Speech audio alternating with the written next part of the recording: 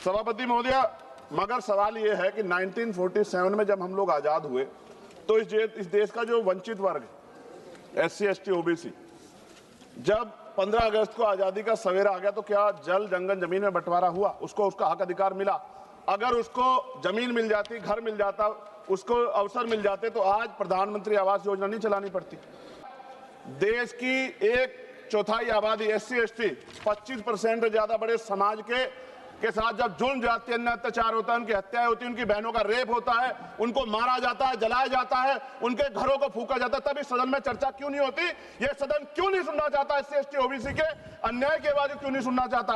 कितनी चर्चाएं होती हैं, आज हालात कितने सारे अलग अलग हैं, लेकिन चर्चा इतने बड़े 25% समाज पे क्यों नहीं होती, 52% OBC पे क्यों नहीं होती? सभापति महोदय, मैं तो मानता हूं, कुछ लोग फॉर्मेलिटी के लिए कहते हैं, अगर मैं आना होता मैं तो चर्चा के लिए चिल्लाता हूं कितनी बार, वरना तो SC ST के लिए कोई चिल्लाता भी नहीं है। ये तो रिप्रेजेंटेशन है संविधान में। ये ना होता हमारे घरों में, हमारी गलियों में कोई वोट मांगने नहीं जाता। हम जानते हैं कि जाति व्यवस्था कितनी बदली है।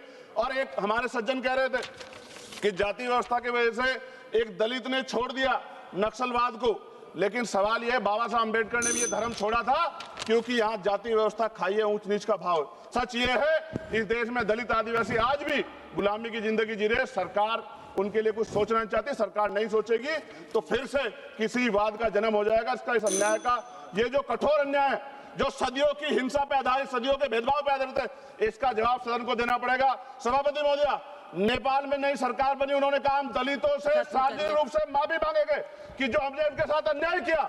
ये सदन कब उनसे माफी मांगा जिनके साथ हजारों साल अन्याय हुआ और आज भी उनको रोटी कपड़ा मकान के लिए अन्याय लड़ना पड़ता है। धन्यवाद सभापति महोदय। जय भीम, जय भारत।